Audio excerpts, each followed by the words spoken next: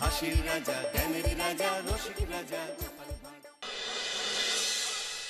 ৭৭ আর এই গিয়ে ৭৮। মোটে ৭৮। এর চেয়ে বেশি তো নবাবের দেহরক্ষীর কাছে থাকে। দূর দূর দূর দূর। অনেকদিন মহারাজকে হাত করে মোহর নেওয়া হয়নি, কিছু একটা করতেই হবে।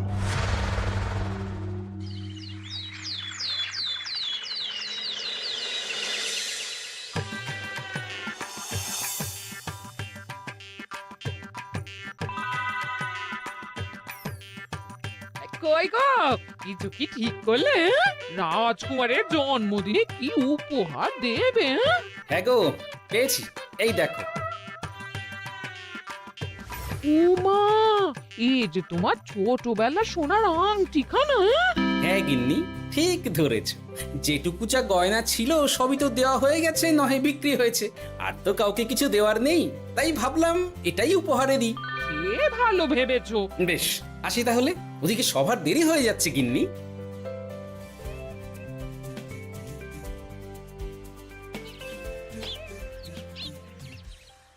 আচ্ছা শোনো, একটা কথা বলতে ভুলে গেছিলাম, আজ একটু তাড়াতাড়ি বাড়ি এসো। শাড়িওয়ালাকে আসতে বলেছি দুপুরে। আবার শাড়িওয়ালা কেন? আরে তুমি ভুলে গেলে, সামনে আমার বোনদির বিয়ে, তার জন্য নতুন শাড়ি লাগবে না গো। একমাত্র বড় মাসির মেয়ে বলে কথা। বুঝলাম, তো ওই একটা শাড়ির জন্য আবার আমাকে থাকতে হবে? 3টে শাড়ি উপহারের পাশাপাশি আমারও একটা শাড়ি চাই। হ্যাঁ আচ্ছা, তুমি নতুন শাড়ি নিয়ে কি করবে বলো তো? বিয়েটা তো তোমার বংশীর। বলি, সারাটা জীবন তো এই এক কাপড়ই কাটিয়ে দিলাম, কি দিয়েছ তুমি আমায়? কেন, এই নিজেকে? আমার মতো স্বামী আর কোথাও পাবে?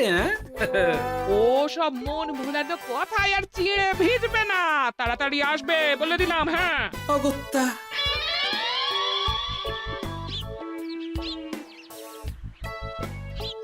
দূর, গিন্নিরও যত কথা সব বেরোনোর সময়। আবার তাড়াতাড়ি ফিরেও আসতে হবে শাড়ির জন্য।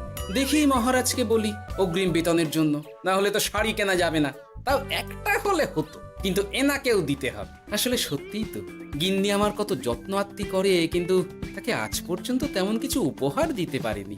না, গিয়ে বলি।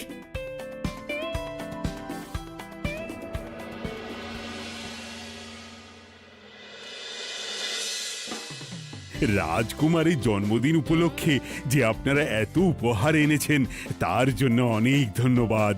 আপনাদের সকলের আশীর্বাদ ও ভালোবাসা আমি রাজকুমারের কাছে পৌঁছে দেব।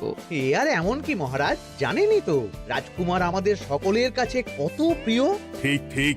কিন্তু আমি অবাক হচ্ছি আপনার প্রিয় গোপাল জন্মদিন ভুলে গেছে দেখে। এখনো পর্যন্ত তার কোনো পাত্তাই নেই। হ্যাঁ তাই তো, গোপাল আসেনি কেন? এসে গেছি মহারাজ। তা বলি, এসে তো উদ্ধার করে দিয়েছো। আজ রাজকুমারের জন্মদিন, সে কথা কি মাথায় আছে? ক্ষমা করবেন মহারাজ, আসলে ওই রাজকুমারের উপহার আর গিন্নির আবদার এসবের জন্যই আমার দেরি হয়ে গেল আর কি। এই নিন রানীমা, আমার তরফ থেকে রাজকুমারের জন্য ছোট্ট উপহার। অনেক অনেক ধন্যবাদ গোপাল। তবে মহারাজ, আমারও একটা অনুরোধ ছিল। কি? আমাকে যদি অগ্রিম বেতন হিসাবে কিছু মোহর দেন, তাই নিয়ে আমাকে একটু তাড়াতাড়ি বাড়ি ফিরতে হবে। উনি বলবেন আর ওনাকে দিতে হবে, মামা বাড়ির আবদার। যেটা জানেন না তার মাঝে এত কথা বলেন কেন? হ্যাঁ, আসলে মহারাজ, আমার গিন্নির বোনের মেয়ের বিয়ে সামনে, তাই গিন্নি আবদার করেছে ওই নতুন শাড়ি কেনার জন্য। জানেনই তো বিয়ে বাড়ির কত খরচা, তাই। এ তো খুব ভালো কথা, কিন্তু অগ্রিম বেতন কেন? এমন একটা ভালো খবর দিলে আমার তরফ থেকে তোমার জন্য কিছু মোহর উপহার। এই নাও। ধন্য মা আপনি, আপনার মতো মা থাকতে সত্যি ছেলের কোনো চিন্তা থাকে না রানীমা। ইস, বেটা আবার সুযোগ বুঝে মোহর পেল। কেন যে আমার এমন হয় না। এবার তাহলে আসি মহারাজ, গিন্নি ওদিকে অপেক্ষা করছে। হ্যাঁ হ্যাঁ, যাও যাও, আজ তাহলে সভা এখানেই শেষ করলাম। মহারাজ, আপনার সাথে আমার একান্তে কিছু কথা আছে, আমি অন্দরমহলে গেলাম। রানীমার আবার হঠাৎ কি হলো, ব্যাপারটা দেখতে হচ্ছে।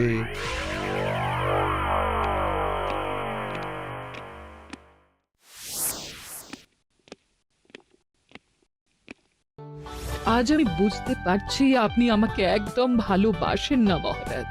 ও কি কথা বলছো রানী? একদম ঠিক বলছি। নিজের গিন্নির আবদার মেটানোর জন্য গোপাল কত ভাবে, নতুন শাড়ি কিনে দেবার জন্য অগ্রিম বেতন অব্দি চাইলো, আর আপনি? আমি তো রাজা, আমি কেন বেতন চাইবো? সেটাই তো, রাজা হয়েও আপনি কখনো এমন কিচ্ছু করেননি, কিচ্ছু না। আহা, রাগ করে না। আমি তোমাকে সব থেকে সুন্দর শাড়ি উপহার দেব, একেবারে সোনার সুতোর কাজ করা মুক্ত বসানো শাড়ি। এমন শাড়ি কেউ কখনো দেখেনি। ও মা, সত্যি? আচ্ছা, এই ব্যাপার। গোপালের কথা শুনে এবার মহারাজ ও রানীমাকে উপহার দেবে? ধুর, আমারই ভাগ্যটা খারাপ।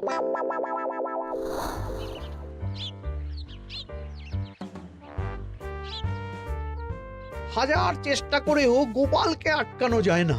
দূর দূর দূর, আমি যা চেয়েছিলাম তা ওই গোপাল পেয়ে গেল। ও কি গো, তুমি কার সাথে কথা বলছো? দুর্ভাগ্যর সাথে। কি সব অলক্ষণে কথা? কি হয়েছে? কি আর হবে, সবই তো তোমার দোষ। আমার দোষ? হ্যাঁ, তুমি আমার কাছে বায়না করো না কেন কিছু? তুমি বায়না করনি বলেই আজ আমি রানীমার কাছ থেকে মোহর পেলাম না, কিন্তু গোপাল পেয়ে গেল। এবার বুঝলাম। ঠিক আছে, এখন তাহলে বায়না করছি, তুমি কাল গিয়ে সেটা রানীমাকে জানাবে, ঠিক আছে? হ্যাঁ, করো করো করো, বায়না করো, বায়না করো। কি চাই, কি চাই, কি চাই? পেয়েছি। তুমি রানীমাকে গিয়ে বলবে যে আমার একটা সোনার হার চাই। এই না হলে আমার বউ। দারুণ চাল চেলেছো।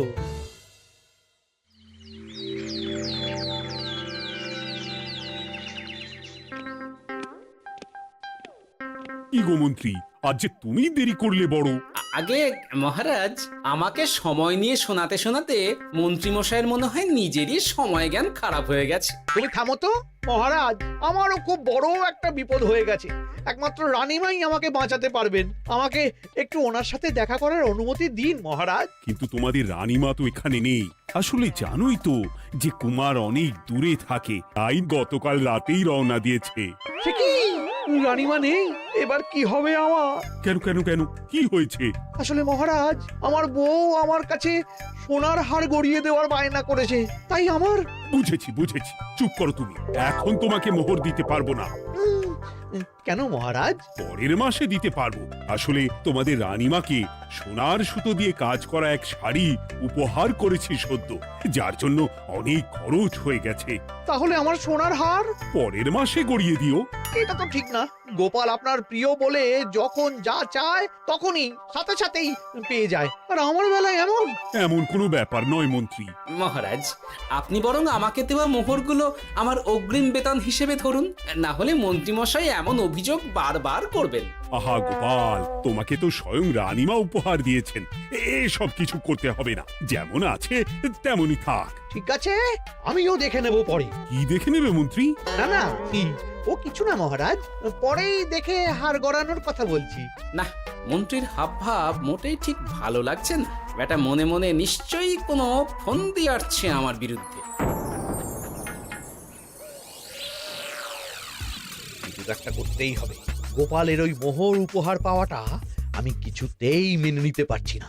একটু মাথা খাটাই, একটু মাথা খাটাই। উপায় পেয়েছি। আমাকে এখনই নবাবের কাছে গিয়ে মহারাজের নামে বলতে হবে।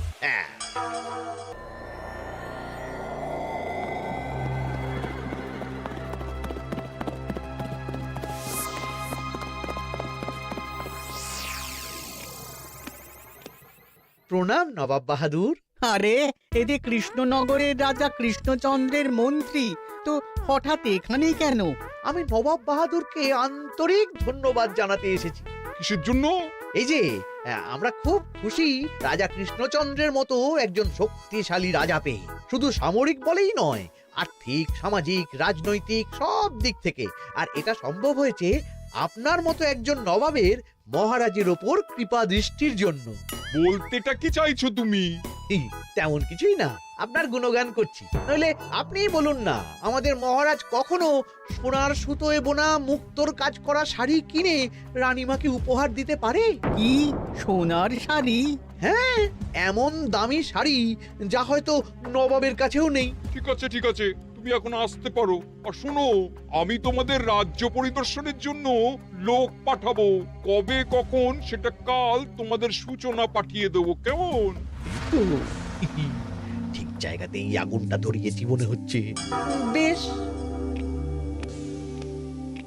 ব্যাপারটা আমার মোটেই ঠিক লাগছে না উজির। কৃষ্ণচন্দ্রর মতো এক সামান্য রাজা এত দামি শাড়ি কিনলো কি করে? কালো বাজারি করছে না তো? আমিও একই কথা ভাবছিলাম হুজুর। এক কাজ করো, কালকে কৃষ্ণনগরে খবর পাঠাও।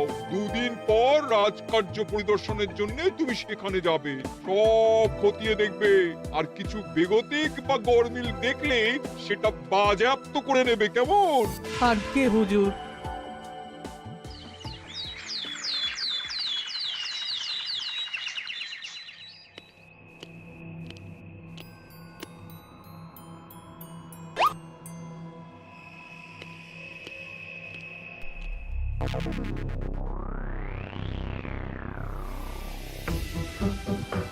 কি হয়েছে মহারাজ? কার চিঠি? নবাবের রাজকার্য পরিদর্শনের জন্য লোক পাঠাবে 2 দিন পর। এতে চিন্তার কি আছে মহারাজ? চিন্তার বিষয় আছে।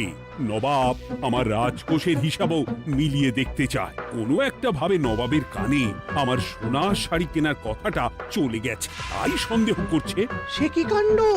নবাবকে তো চিনি, ভুল ধরার কোনো সুযোগ ছাড়বে না। আর চিঠিতে পরিষ্কার লিখে দিয়েছে, হিসেবের একটু এদিক ওদিক হলেই সে সব বাজেয়াপ্ত করে নেবে। হায় কপাল, এ সব হয়েছে গোপালের জন্য। অমনি শুরু করে দিলেন। আচ্ছা, আমি আবার কি করেছি বলুন তো? তুমিই তো করেছো। সেদিন যদি তুমি তোমার গিন্নির শাড়ি কেনার কথাটা রানীমার কানে না তুলতে, তাহলে রানীমাও মহারাজের কাছে শাড়ির জন্য বায়না করতেন না, মহারাজও সোনার শাড়ি কিনতেন না, আর নবাবও জানতে পারতেন না। একদম ঠিক কথা বলেছ মন্ত্রী, সব দোষ তোমার গোপাল। মহারাজ, আপনি এমন বলছেন? হ্যাঁ বলছি, কারণ এটাই হয়েছে। দুশ্চিন্তায় এখন মাথা খারাপ হয়ে যাচ্ছে আমার। আমি জানি না তোমার জন্য আজ অব্দি এমন বিপদে কবে পড়েছি। এবার তোমাকেই এখান থেকে বেরোনোর উপায় বের করতে হবে।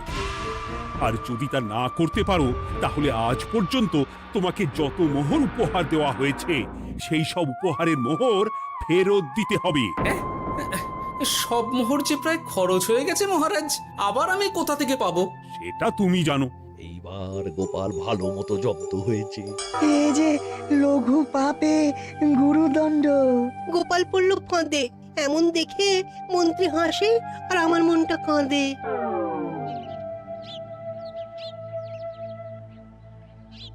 এখানে বসে কি করছো গো গিন্নি? এসে পড়েছো? ও মা, তোমার মুখটা এমন শুকনো দেখাচ্ছে কেন? আর বলো না, এই হিসেবের ঠেলায় সবকিছু বেহিসাবি হয়ে যাচ্ছে একেবারে। আচ্ছা, তুমি কি করছিলে ওই রসিদগুলো নিয়ে? দেখে হিসেব করছিলাম এই মাসে অনেক খরচ হয়েছে কিনা, সেই বুঝে পরের দিনগুলো চালাতে হবে গো। কি বলে? রসিদ দেখে হিসেব কষা? রি, এটা তোমার মাথাতেই আসেনি। ধন্যবাদ গিন্নি, আরো একবার তোমার জন্য এই যাত্রায় আমি বেঁচে যাব মনে হচ্ছে। বেঁচে যাবে কেন? কি হয়েছে? আচ্ছা, আমাকে আবার একটু রাজপ্রাসাদে যেতে হবে। আমি এলাম গিন্নি। কি যে বলে লোকটা, কিছুই বুঝতে পারি না। হ্যাঁ,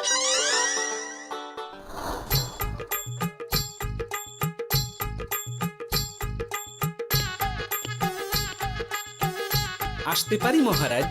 এ কি গোপাল, তুমি? আর কোনো চিন্তা নেই মহারাজ, নবাবকে হিসেব বোঝানোর উপায় পেয়ে গেছি। কি বলছো? কি উপায়? এই দুদিনে আপনি শুধু সকল প্রজাদের কাছ থেকে পুরনো রসিদ সংগ্রহ করুন, তাহলেই কেল্লা ফতে। তাই নাকি? আর নয়তো কি? তবে এ ব্যাপারে মন্ত্রী মশাইকে কিন্তু কিচ্ছু জানতে দেওয়া যাবে না। শুধু আমি যা বলছি তাই করুন মহারাজ। সে তো বুঝলাম, কিন্তু প্রজাদের থেকে পুরনো রসিদ সংগ্রহের কথা ঘোষণা করলেই মন্ত্রী এমনি জানতে পেরে যাবে। চিন্তা করবেন না মহারাজ, আমার কাছে এটারও উপায় আছে। আপনি শুধু খেয়াল রাখবেন যাতে এই কথা 5 কান না হয়। বাকিটা ভরসা রাখুন, কৃষ্ণনগরের একটা ঘাসও নবাব বাজেয়াপ্ত করতে পারবে না।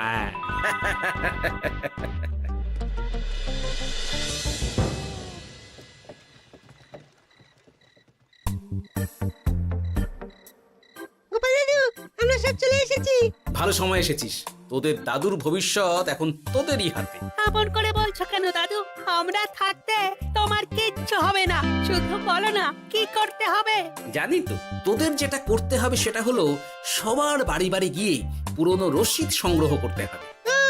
এই ব্যাপার, এটা আর এমন কি? কিন্তু কেউ যদি জিজ্ঞাসা করে কেন চাইছি, তখন বলবি যে ওই গোপাল দাদু ওই টোঙা বানাবে বলে পুরনো কাগজ চাইছে। আচ্ছা, আমরা এক্ষুনি নিয়ে আসছি। যাক, প্রথম ধাপ হয়ে গেল, এবার পরের ধাপের প্রস্তুতি। যাই, একবার বরং বিজ্ঞানীর কাছ থেকে ঘুরে আসি। বিজ্ঞানী, ও বিজ্ঞানী, বাড়ি আছো? আরে গোপাল যে, এসো এসো ভেতরে এসো। বলো, তোমাকে কিভাবে সাহায্য করতে পারি? তোমার কাছে কালি মোছা যায় এমন কোনো কিছু আছে? কালি মোছার জিনিস? হ্যাঁ, একটা তরল রাসায়নিক পদার্থ আছে যেটা সব ধরনের কালি তুলে ফেলে। দাঁড়াও দিচ্ছি। অনেক ধন্যবাদ বিজ্ঞানী।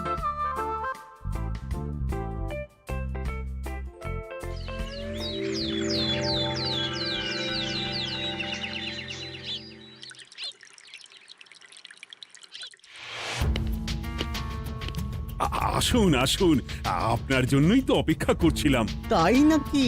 এতটা পথ উনি এসেছেন, আগে ওনার জন্য শরবত ও মিষ্টির ব্যবস্থা করি। এই যে মহারাজ, আমি জল মিষ্টির ব্যবস্থা করে এনেছি, এটাও সাথে নিন। এটা কি? কেন, হিসেব ভোলা ময়রা পাঠিয়েছে এই মিষ্টি ও শরবতের দাম। এর মধ্যে এই কাজের সাথে যুক্ত ভোলা ময়রা আর তার পরিচারকের পারিশ্রমিকও যুক্ত আছে। হ্যাঁ, আসলে আমাদের মহারাজ তো প্রতিদিনের খরচ খুব হিসেব করে চলেন, তাই। ও, আমি একটু বসবো? নিশ্চয়ই, ওই তো ওদিকে বসার জায়গা। আপনি কি হাওয়া খাবেন উজির সাহেব? তাহলে রশিদে ওটাও যুক্ত করব। মশকরা হচ্ছে? আহা, রেগে যাচ্ছেন কেন? আপনার সাথে মশকরা করার মতো স্পর্ধা আমার নেই উজির সাহেব। আসলে মাসের শেষ তো, তাই একটু বেশি হিসেবে চলতে হচ্ছে আর কি। আমাকে হিসেব দেখাচ্ছ? আর রাজা কৃষ্ণচন্দ্র যে সোনার সুতোয় বোনা শাড়ি কিনতে পারলো, সেটার হিসেব কোথায়? একটা সামান্য রাজা এত অর্থ পায় কোথা থেকে? এ আবার কেমন কথা? মহারাজ যা কিনেছেন সেটা তো তার জমানো অর্থ দিয়েই কেনা। আমি বিপথে কোনো কাজ করি না।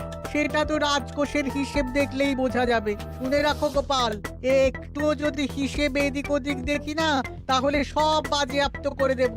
কোনো চালাকি নয়, কোনো চালাকি নয়। বেশ, তবে করুন হিসেব। আমাদের কাছে কিন্তু সব কিছুর রসিদ আছে। কই গো, আনো সব, আনো আনো।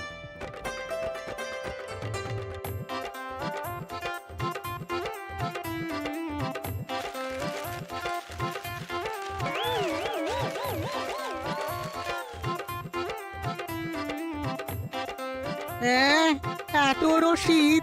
আপনি বরং নিশ্চিন্তে হিসেব কষে নিন, আমরা আসি।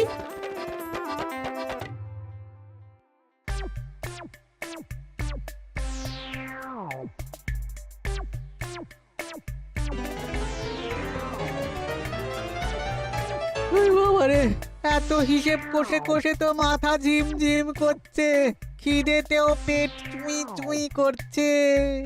আপনার হিসেব কত দূর উজির সাহেব? আমাকে এখান থেকে নিয়ে চলো গোপাল, আমি আর পারছি না। ও কি, অঙ্ক কষে কষে তো আপনার সব শক্তি শেষ হয়ে গেছে দেখছি। আচ্ছা চলুন চলুন চলুন, কিছু মুখে দিয়ে দিন, তাহলেই শক্তি আসবে। তাই চলো।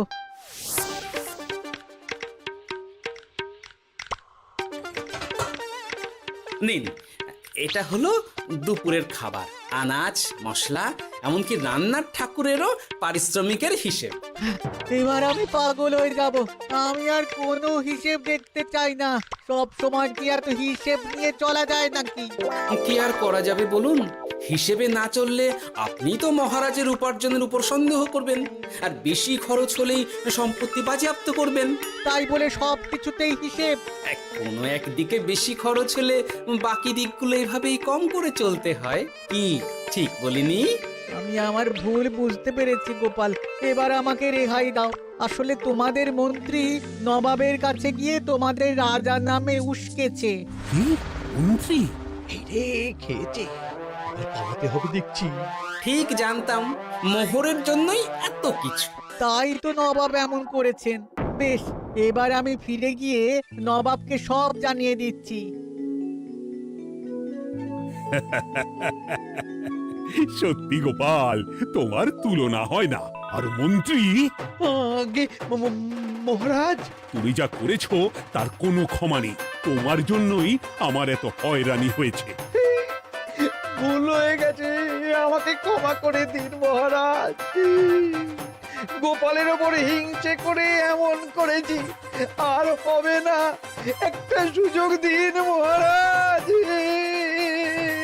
হ্যাঁ মহারাজ, সুযোগ দিয়েই দিন। বেশ, তবে তোমার শাস্তি হলো রানীমাকে আমি যে সোনা শাড়ি কিনে দিয়েছি সেটার পুরো দাম তোমাকে আমায় দিতে হবে।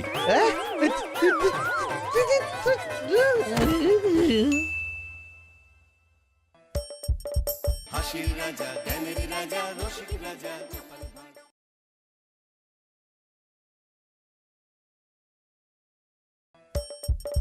হাসির রাজা জ্ঞানের রাজা রসিক রাজা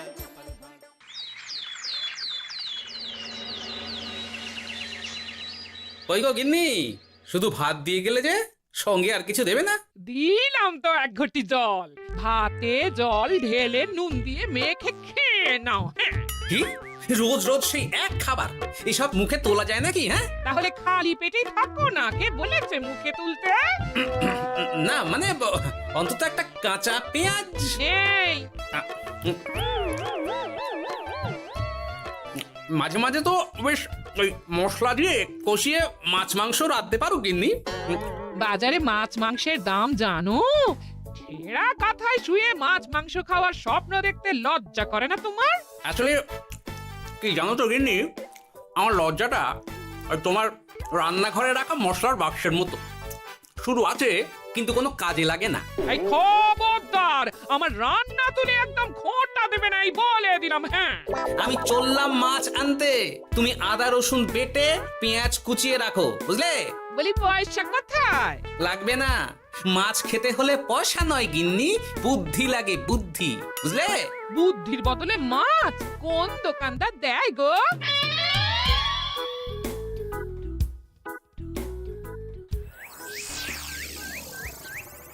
না না না না না, কিছুতেই বুঝে উঠতে পারছি না। এই নিন জাহাপনা, আপনার জন্য আম পোড়া শরবত এনেছি, খেয়ে নিন। ওরা কপাল আগে সামলাই, তারপর আম পোড়ার শরবত খাবো। সে কি জাহাপনা, আম তো আপনার প্রিয় ফল। তার চেয়েও প্রিয় ক্ষমতার লোভ। এদিকে কৃষ্ণনগর ঠিক যেন পাকা হিমসাগর, ওদিকে বর্ধমান যেন হৃষ্টপুষ্ট ফজলি, আর খাম্বাজ রাজ্য যেন লাল হলুদ গোলাপ ঘাস। এদের একসঙ্গে খেতে না পারলে আমার ঠিক ভাত হজম হচ্ছে না উজির। হবে খুব তাড়াতাড়ি এই রাজ্যগুলো আপনার বর্ষতা স্বীকার করবে জাহাপানা। শুধু চাই সঠিক উপায়। কি উপায়? এদের সঙ্গে যুদ্ধে লড়ে আপনি সহজেই রাজ্যগুলো জিতে নিতে পারেন জাহাপানা, কিন্তু তাতে রাজ্যবাসীর ভালোবাসা পাবেন না। রাজ্যবাসীর ভালোবাসা পেতে হলে প্রমাণ করতে হবে তাদের রাজারা অপদার্থ। কি বলছো উজির? আমার তো কিছুই মাথায় ঢুকছে না। আপনি হলেন বাংলার নবাব, আর কথায় আছে না, মাছে ভাতে বাঙালি। বাঙালিকে না বুঝলে বাংলা জিতবেন কিভাবে? আসুন আসুন জাহাপানা, আসুন, আমি আপনাকে বাতলে দিই বাংলা জেতার উপায়।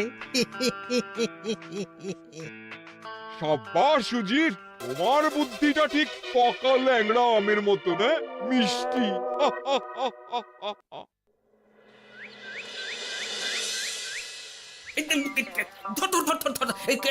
এই পায়ের নিচ দিয়ে গলে গেল। ধর ধর ধর ধর। বিশাল বড় মাছ গো গোপাল দাদু। একেবারে পাকা শোল। ছাড়বে না গোপাল দাদু, আজ রাতে আমরা জমিয়ে মাছ ভাত খাবো। খেতে তো হবে শোল মাছের ঝোল আর তেল কই। তোদের দিদাকে বড় মুখ করে বলে এসেছি, ধরেছি।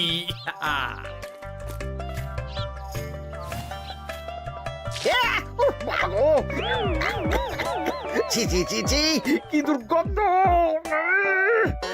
গোপালকে ছাড়বেন না মহারাজ, ও ইচ্ছে করে আমার মুখে কাদা ছুঁড়েছে। ঠাকুর বলেছেন মানুষ নিজের কর্মফল একদিন না একদিন ঠিক পাবে। মন্ত্রী মশাই যে এত তাড়াতাড়ি পেয়ে যাবেন ভাবতেই পারিনি। দেখেছেন মহারাজ, দেখেছেন? দোষ করে এখন আবার ধর্মের বাণী দিচ্ছে। আহ, তুমি রাজসভা কামাই করে এসব কি করছো গোপাল? যা সামান্য বেতন পাই সব পেঁয়াজ রসুন কিনতেই ফুরিয়ে যায় মহারাজ, তাই মাছটা নিজেই ধরে খাচ্ছি। হ্যাঁ? মহারাজ আপনার পায়ে পড়ি। থাক থাক, আর আমার পা ছুঁতে হবে না গোপাল। কেন মহারাজ? আমি তো মন থেকে আপনাকে সম্মান করি, বলুন। এ তো আচ্ছা জ্বালাতন। মুর্শিদাবাদের নবাব বাহাদুর আপনাকে একটি বিশেষ পত্র পাঠিয়েছেন, অনুগ্রহ করে গ্রহণ করুন।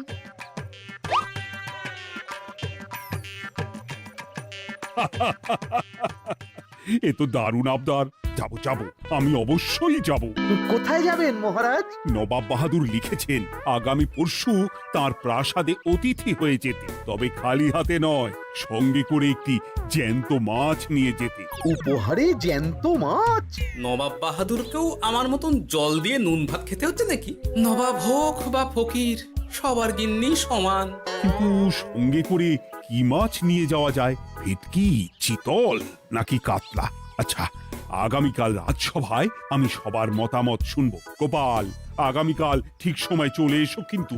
আগে যাব মহারাজ, শুধু আমার বেতনটা ভেবে দেখবো। চল রে, আজ অনেক মাছ পেয়েছি, চল চল চল।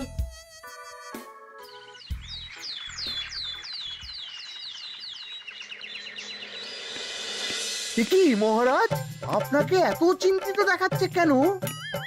নবাব বাহাদুরের জন্য কি মাছ উপহার স্বরূপ নিয়ে যাওয়া যায় সেই চিন্তায় গতকাল রাতে আমার ভালো ঘুম হয়নি মন্ত্রী। আমিও গতকাল রাতে দু চোখের পাতা এক করিনি মহারাজ, অনেক ভেবে সকালের দিকে আমার মাথায় একটা বুদ্ধি এলো। কি বুদ্ধি? নবাবকে উপহার স্বরূপ ইলিশ দিলে কেমন হয়? বোঝো কাণ্ড, এই বুদ্ধির জন্য রাত জাগতে হলো। হ্যাঁ, ইলিশ তো জল থেকে তুললেই অক্কা পায়, তা জ্যান্ত থাকবে কিভাবে? ঠিক ঠিক, মন্ত্রীর মাথায় গোবর আছে না ভুসি? আমার মতে উপহার স্বরূপ ছোট মাছ নিয়ে যাওয়াই ভালো। এই যেমন ধরুন ওই পুঁটি মাছ, নিজেও খেতে পারবেন আবার ঝালও খেতে পারবেন। ছি ছি ছি ছি ছি, সবাই হাসবে যখন দেখবে কৃষ্ণনগরের মহারাজ উপহার স্বরূপ নিয়ে গেছেন পুঁটি। ওরে বাবা, তাহলে থাক বাবা। তাহলে বাদ গেল মোট দুটি, ইলিশ আর পুঁটি। আমার মতে কাতলা দেওয়াই ভালো, ওজনেও বেশি হবে। না না না, কাতলা দেখতে একদম ভালো নয়, মাথা মোটা মাছ কোথাকার। উপহারে এমন কিছু দেওয়া উচিত যা দেখতে সুন্দর হবে। হ্যাঁ ঠিক তো, তাহলে বরং ভেটকি দিয়ে দিন। ভেটকি বাজারে কত করে কিলো এখন? পয়সার চিন্তা আমি করছি না গোপাল, বরং আমার চিন্তা মান সম্মানের।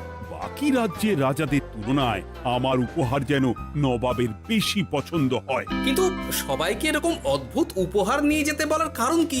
মাছ, তাও আবার জ্যান্ত। আচ্ছা মহারাজ, এর পিছনে নবাব বাহাদুরের কোনো চাল নেই তো? গোপাল, তুমি মিছি মিছি সন্দেহ করছো। কথা না ঘুরিয়ে বরং একটা ভালো মাছের নাম বলো দেখি। ভালো মাছ? জ্যান্ত কই মাছ নিয়ে যান মহারাজ, গতকাল অনেকগুলো ধরেছি।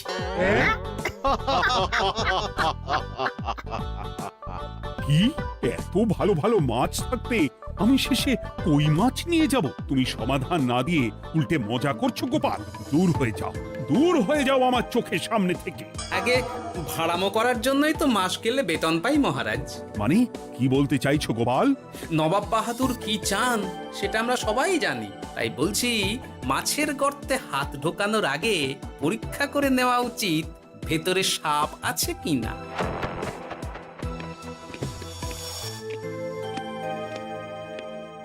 এই মন্ত্রী, গোপাল কি বলে গেল? সাপ ব্যাং কিছুই তো বুঝলাম না। ছাড়ুন তো গোপালের কথা, আমরা বরং মাছ নিয়ে আলোচনা করি। আমার মতে জ্যান্ত ভেটকি নিয়ে যাওয়াই ভালো।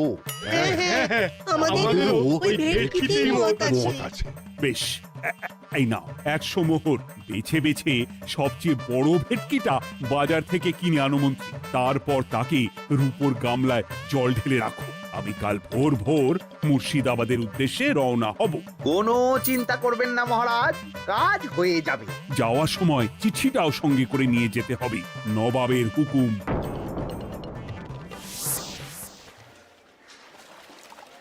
এই দেখুন কেমন খেলা করছে। হ্যাঁ, বাহ বাহ বাহ। ওজনে কত হবে? 4 কিলো তো হবেই। কিলো 2 পয়সা হিসেবে 8 পয়সা দেবেন। আমি শুধু ওজন জানতে চেয়েছি, দাম শুনে আমার কি হবে? এই, এটাকে গাড়িতে তোল। আর মাছের দামটা?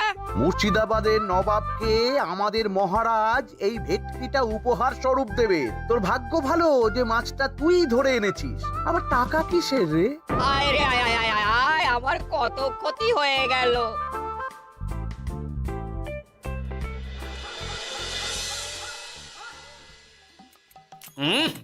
গিন্নি, তেল কৌটে যা রেঁধেছ না? বলি বলি আর কটা মাছ আছে গো? আছে তাতে আগামী 7 দিন হয়ে যাবে। হ্যাঁ, তাহলে কাল কই মাছের ঝোল খাবো, পরশু খাবো শোল মাছের কালিয়া। ধুর, এসব খেয়ে খেয়ে জিভে চড়া পড়ে গেল। বাজার থেকে একটু ইলিশ ভেটকিও তো আনতে পারো। ইলিশের অনেক দাম গো গিন্নি, আর ভেটকি তো বাজারে প্রায় ওঠেই না। কে বলেছে তোমাকে? শুনলাম মন্ত্রী মশাই নাকি আজ বাজার থেকে সবচেয়ে বড় জ্যান্ত ভেটকিটা নিয়েছেন। তাই নাকি? তার মানে আগামীকাল নিশ্চয়ই মহারাজ ওটা নিয়েই মুর্শিদাবাদ যাবেন। আমার মনটা বড্ড কু ডাকছে গিন্নি। না, এভাবে ছেড়ে দিলে হবে না, একটু পরীক্ষা করে দেখতে হবে। হাজার হোক এ রাজ্যটা তো আমারও। এত রাতে আবার কোথায় চললে গো? দেখতে গর্তে সাপ আছে না মাছ।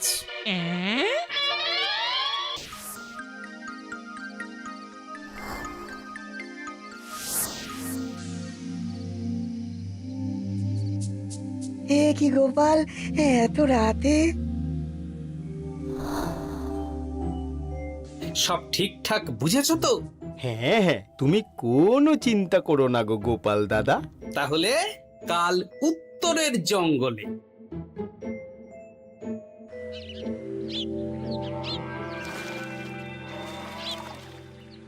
ভেটকি মাছটা রূপোর গামলায় রেখে গরুর গাড়িতে তুলে দিয়েছি মহারাজ। আর নবাব বাহাদুরের চিঠিটা? ইয়ে, সিংহাসনের উপর, নিচে, ডাইনে, বাঁয়ে সব জায়গায় খুঁজলাম, কোথাও নেই। সে কি তাহলে? এমন চিত্তাকর্ষক উপহার দেখলে নবাব বাহাদুরের চিঠির কথা মনেই থাকবে না। আপনি নির্দ্বিধায় যাত্রা শুরু করুন মহারাজ। ঠিক বলেছ।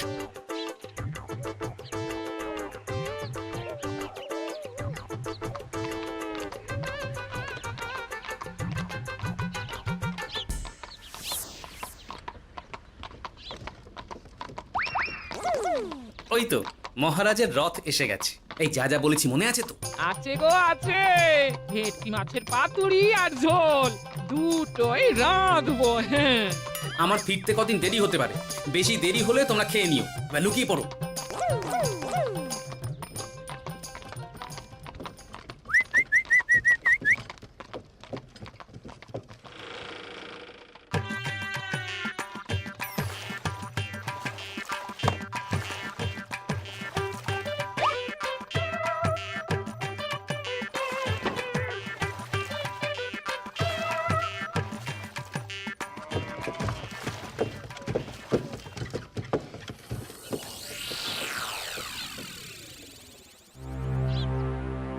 ওই দেখা যায় রথে চেপে সবাই ধীরে ধীরে এদিকেই আসছে জাহাপানা। আসতে দাও আসতে দাও, এবারই খেলা জমবে। এসো এসো, তোমাদের সবাইকে মুর্শিদাবাদে স্বাগত জানাই। আমার উপহারের কথা মনে আছে তো? আছে জাহাপানা আছে, শুধুমাত্র আপনার জন্য আমি নিয়ে এসেছি একটা জ্যান্ত কাতলা। এই নিয়ে এসো। আমার উপহারও কিছু কম নয় জাহাপানা, নিয়ে এসো। আর তোমরা? আর কৃষ্ণচন্দ্র, তুমি কি এনেছো? এদের সবার চেয়ে ভালো উপহার এনেছি, যা দেখলে আপনার মন একেবারে আনন্দে নেচে উঠবে। ইচ্ছে করবে এক্ষুনি হয় পাতুরি না হয় ঝোল করে খেয়ে নি। তাই নাকি? হ্যাঁ, খাস নবাব বাহাদুরের জন্য আমার বিশেষ তোফা। কই নিয়ে এসো। এই তো কই নিয়ে এসেছি মহারাজ। গোপাল, তুমি? ভেটকি কোথায়? এতক্ষণে গিন্নি রান্না বসিয়ে দিয়েছে।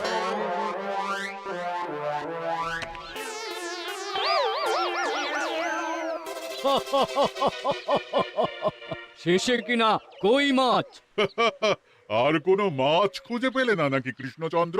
ছি ছি ছি, তোমার জন্য লজ্জায় আমার নাক কাটা গেল গোপাল। ফিরে গিয়ে আমি তোমার গর্দান নেব, এই বলে দিলাম। অনেক হয়েছে, এবার তোমরা সবাই আমার কথা মন দিয়ে শোনো। আমি তোমাদের সবাইকে একটা করে জ্যান্ত মাছ আনতে বলেছি একটি বিশেষ কারণে।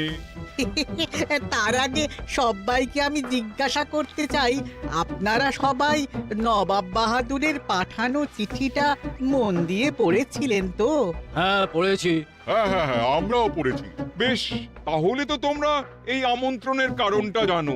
তোমাদের আনা মাছেদের আয়ু যতদিন, তোমাদের রাজ্যের আয়ুও ততদিন। মানে আপনাদের মধ্যে যার মাছ যেদিন মারা যাবে, জাহাপানা তার রাজ্যটা সেদিন নিয়ে নেবে।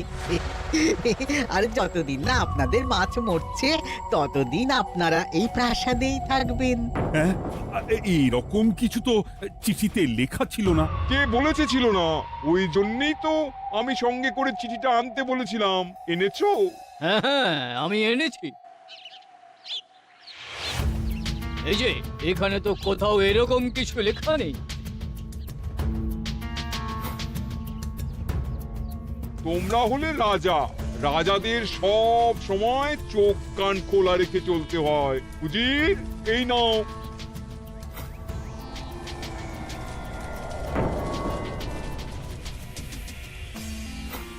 সত্যি তো, চিঠিতে তো এটাই লেখা আছে। আমাদের সঙ্গে প্রতারণা করা হয়েছে। হ্যাঁ হ্যাঁ, আমরা কেউ বুঝিনি চিঠিতে কার চুপি করা আছে। চুপ! বেশি গলা তুলে কথা বললে গলাটা শরীরের ওপরে নাও থাকতে পারে। আজ এই মুহূর্ত থেকে এই খেলাটা শুরু হলো। তোমাদের রাজ্যের আয়ু এখন তোমাদের আনা মাছেদের কাছে।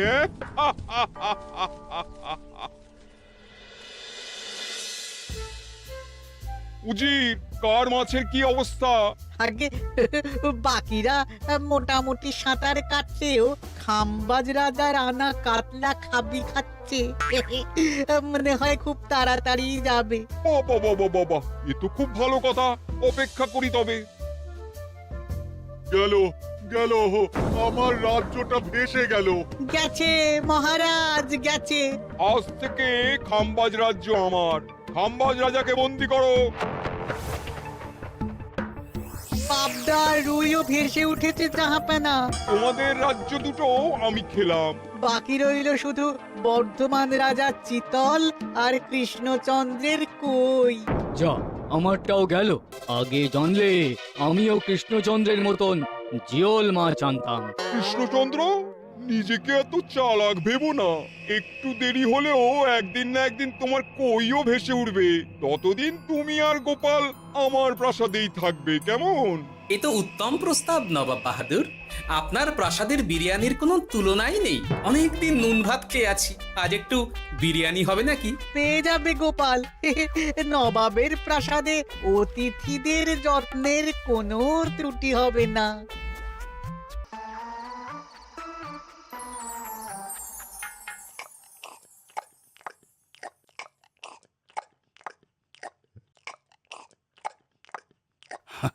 আমাকে ক্ষমা করে দিও গোপাল, আমি তোমাকে অনেক কথা শুনিয়েছি, কিন্তু এখন বুঝতে পারছি কেন তুমি ভেটকির বদলে কই মাছ এনেছো। আহ, বিরিয়ানিটা যে রেঁধেছে না, বুঝি এই নবাবের বাবুর্চিকে কোনোভাবে কৃষ্ণনগরে ধরে নিয়ে যাওয়া যায় না মহারাজ? গোপাল, কোনো মাছই অমর নয়। একদিন তোমার আনা ওই কই মাছটাও মারা যাবে, আর সেদিন আমাদের কৃষ্ণনগর রাজ্যটা নবাবের হবে।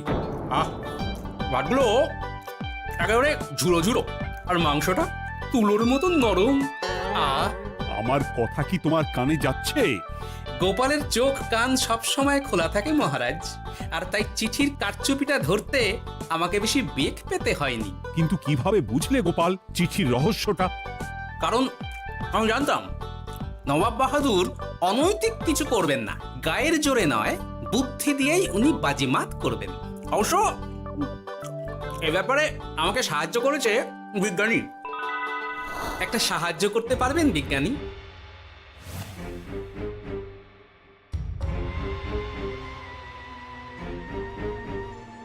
তোমার সন্দেহ একদম ঠিক গোপাল। এই চিঠিতে লেবুর রস দিয়ে লেখা হয়েছে কয়েকটি লাইন, যা শুধু আগুনের তাপেই ফুটে উঠবে। এই নাও। সর্বনাশ, গর্তে মাছ নয়, বিষধর সাপ আছে। এবার কি হবে গোপাল? আগামী 7 দিন পেট ভরে বিরিয়ানি খাবো মহারাজ, ততদিনে ওরা এসে যাবে। কারা আসবে? দেখুন না শুধু।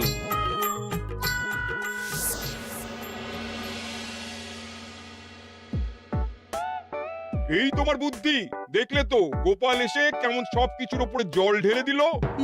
মানে বুঝতে পারিনি যে ওরা ওরা চিঠির কারচুপি সব ধরে ফেলবে। কৃষ্ণচন্দ্রের কই মাছের কি খবর? সেটা কি এখনো জীবিত? আগে আমাদেরও একই প্রশ্ন নবাব বাহাদুর। এভাবে আর কদিন চলবে জানা নেই। কবে যে সব থেকে মুক্তি পাবো। দাঁড়ান জাহাপানা, আমি ছুটে গিয়ে দেখে আসছি মাছটা জীবিত আছে কিনা। তুমি বুনোল হলে আমিও বাঘা তেঁতুল। কৃষ্ণচন্দ্র, যতদিন না মাছটা মরছে তোমাকে আমি এখানেই আটকে রাখবো। সর্বনাশ হয়ে গেছে জাহাপানা, দেখবেন আসুন, দেখবেন আসুন। কি হয়েছেটা কি? চলুন না, নিজের চোখেই দেখবেন। সে কি, কই মাছ বাচ্চা দিয়েছে? এটার অপেক্ষাতেই তো ছিলাম। ওরা এসে গেছে মহারাজ, এবার আপনার রাজ্য সুরক্ষিত। মানে নবাব বাহাদুরের কথা অনুযায়ী মাছ মারা গেলে রাজ্য ছাড়তে হবে। এমনিতেই কই মাছের জান শক্ত, এরাও বড় হবে, বাচ্চা দেবে। এইভাবে কই মাছের গুষ্টি মরে শেষ হতে হতে নবাব বাহাদুর আর বেঁচে থাকবেন না। হ্যাঁ নয়, হ্যাঁ। বেছে বেছে ঠিক মা কই মাছটাকে নিয়ে এলে, এবার রাজ্যে ফিরি। কি লাভ? সেই তো নুন ভাত খেয়েই থাকতে হবে। না, আমি তোমার বেতন 10 গুণ বাড়িয়ে দেব, আর যাওয়ার সময় নবাবের বাবুর্চিকেও ধরে নিয়ে যাব। আজ থেকে তুমি শুধু বিরিয়ানি খাবে। জয় জয় মহারাজের জয়, জয় কই মাছের জয়। হাসির রাজা, জ্ঞানের রাজা, রসিক রাজা।